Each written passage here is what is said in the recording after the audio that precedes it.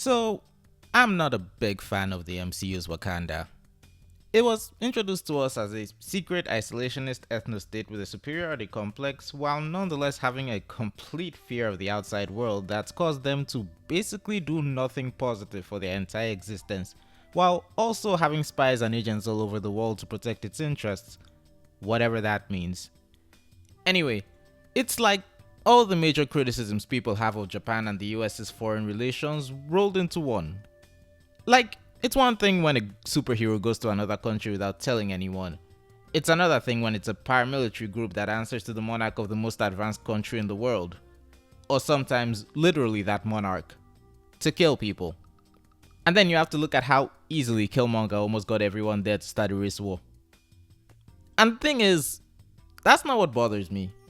What bothers me is this sense of approval for their actions in universe and out of it that, let's face it, only exists because they're African. The out of universe part is obvious when I see the audience praise Wakanda for things we'd all be appalled to see America doing to any less developed nation. But the in universe approval is a bit harder to explain. As a whole, the MCU is critical of Wakanda's isolationism, if nothing else. But the status quo means that even after Black Panther ended with the promise that that's gonna change, we don't actually see that change, with Wakanda Forever kind of doubling down on keeping separate from the world. It's like the franchise is aware that Wakanda kinda sucks, but it's also too enamored with the idea of Wakanda to truly change it or even stop justifying its xenophobia, with Wakanda Forever even introducing a second, worse Wakanda and having the Wakandans go out of their way to protect them, even as they get murdered in droves by them, because truly, nothing could be worse than the rest of the world being aware you exist and are killing people who get too close to you. Now, I'm sure the idea of international espionage is an aspect of every other adaptation of this fictional country, but the difference between this and something like, say, Earth's Mightiest Heroes is that it's not brought to the forefront so blatantly. How does Falcon and the Winter Soldier think I'm going to react when the Dora Milaje try to kill John Walker and Lamar for no reason, despite the fact that they want literally the exact same thing, with the only justification being we are Wakanda and we can do what we want? Lamar didn't even commit the high crime of touching one of them on the shoulder, and they just keep trying to spear both of them through the chest. And when it's revealed in Moon Girl and Devil Dinosaur, which isn't canon to the MCU but is described by the creators as complementary to it, that Wakanda is recruiting children from other countries to be its spies, am I supposed to think that's positive? And then you find yourself asking other questions like, can Wakandan citizens even leave the country? Or talk freely with someone from outside of it? So, yeah, I have a few issues, not so much with Wakanda's existence, but with how its obvious flaws get treated. I think that's why I found Eyes of Wakanda so interesting, because it's essentially a critique of the MCU's Wakanda and its relationship with the outside world, with every episode highlighting different flaws in its absolute isolationism, culminating with someone going back in time to make sure T'Challa ends it. The first episode gets the ball rolling as it deals with the conflict between Noni, an almost member of the Dora Milaje, and Nkati, a war dog who had been sent to spy on the outside world and defected, naming himself the Lion and introducing a number of conflicts to the story. The Lion may be a crazy slaving despot, but he's also the first person to address the idea of Wakanda being stifling. One thing you have to understand is that the only way Wakanda could maintain its secrecy at all would be to not only bar outsiders from coming in, but also keep tight control of who can leave the country in the first place. I'm pretty sure the only people allowed outside of Wakanda before T'Challa's whole announcement were politicians on diplomatic trips and spies. When the Lion talks about freedom, he's really only talking about his own freedom. But it's still notable that he feels the need to talk about being free from Wakanda. Like, the MCU Wakanda isn't exactly North Korea. I mean, most of their propaganda is true. But I must imagine that there can't be much freedom of travel or communication compared to other versions of Wakanda that aren't keeping their technological level a complete secret. At the time of this episode, the War Dog's mission was so secret, even someone who passed training into the Dora Milaje Special Forces but hadn't officially joined them yet was completely unaware that they existed. Of course, we can't really take everything he says at face value, But the story never says that his description of the war dogs is wrong. He was a spy, and he was a secret. Another thing the episode brings into focus is the downside of hoarding vibranium. Wakanda keeps its vibranium close to the chest out of fear that the outside world would weaponize it. But the thing is, Wakanda has weaponized vibranium. Like, a lot.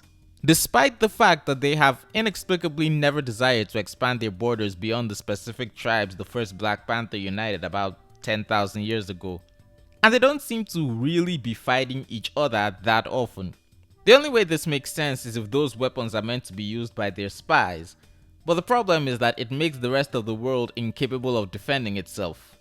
In 2016, Killmonger had the entire country going along with him to start a high-tech race war.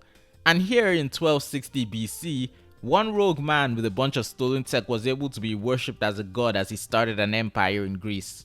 But it's this that causes Nani to give the war dogs a new directive: retrieving stolen Wakandan artifacts. If they're going to be so uninvolved, they have a responsibility to not let their stuff break the world while they're not paying attention.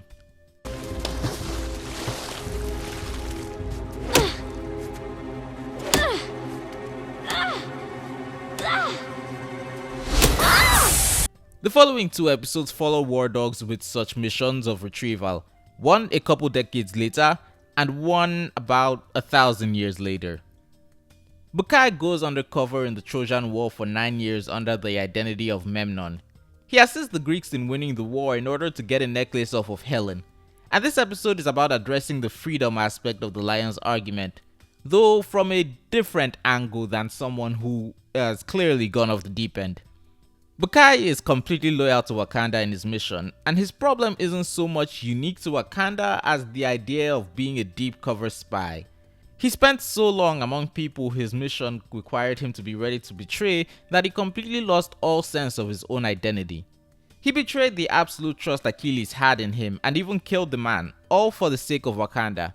But when he returned, after 9 years, he felt like a stranger. He gave so much for his home, only to come back to it no longer feeling like home.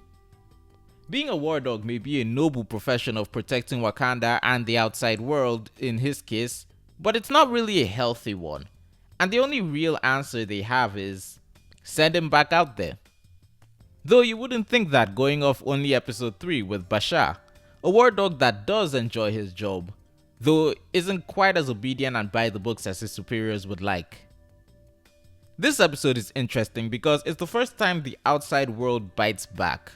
Wakanda's had a monopoly of traveling far and wide to retrieve stolen artifacts, so they weren't exactly prepared for someone to come to Wakanda to retrieve a stolen artifact.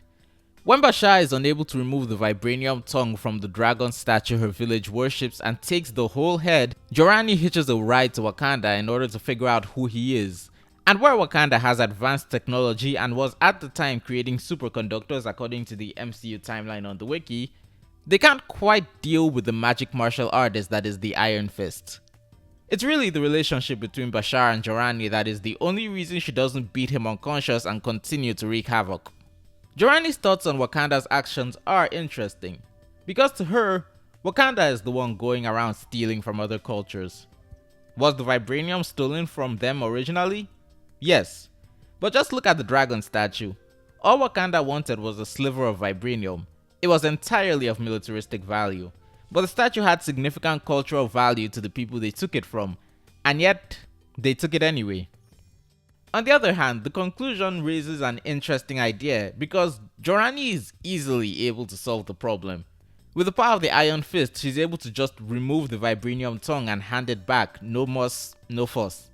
It raises the question, would Wakanda's goals be easier to achieve if they didn't have to maintain such strict secrecy that everyone becomes their enemy? And finally, we have the last episode, where we follow Kuda and his apprentice, Prince Tafari, in retrieving a vibranium axe. But not just any vibranium axe, the vibranium axe Killmonger stole in his quest for vengeance.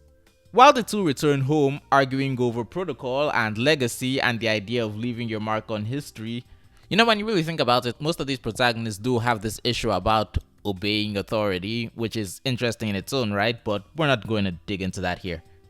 Where was I? Oh yes. While they're driving home, they get interrupted by the Black Panther of 2396, or roughly thereabouts, the Queen of Wakanda and one of the last survivors of humanity. In the face of an alien invasion that wiped out the planet, Wakanda stuck to its ways and did not interfere. When they came for everyone else, they said nothing. And when they came for Wakanda, there was no one left to say anything about it. Wakanda has stood by and watched all sorts of things happen in the world, and after 10,000 years, it finally caught up to them as a conflict the Queen believed could have been solved by everyone working together finally ended humanity. Choosing isolationism, while something that can be criticized, isn't really that crazy an idea depending on the situation. But there is a point where isolationism becomes passive complacency, and honestly, while everyone defaults to the transatlantic slave trade and the race for Africa, that was only like 500 years ago. It's been 10,000 years. There have been other things they had to choose to let happen. That's why it's so interesting that the linchpin to all of this is letting Killmonger's plan come to fruition. It would fail, but it would open T'Challa's eyes as to the responsibility Wakanda has as the leading superpower on the planet. It's essentially fixing the break in a long chain in Wakanda's development over the last 3,000 years, from the lion unleashing a horde of artifacts in his bid to become a king, to Killmonger trying to unleash a horde of weapons on the world in his bid to become a king, to T'Challa, the king of Wakanda, beginning the first steps in bringing a new era for the country. Is it perfect? No. But when put in a line like this, I find much value in the narratives this series weaves as it fits into the story of Black Panther. You are wrong! All of you are wrong! To turn your backs on the rest of the world! We let the fear of our discovery stop us from doing what is right. Shout out to my patrons, A and Skyman. Tell me your thoughts on the series, and while you're at it, don't forget to hit the like button and subscribe for more content. Thank you, and good day.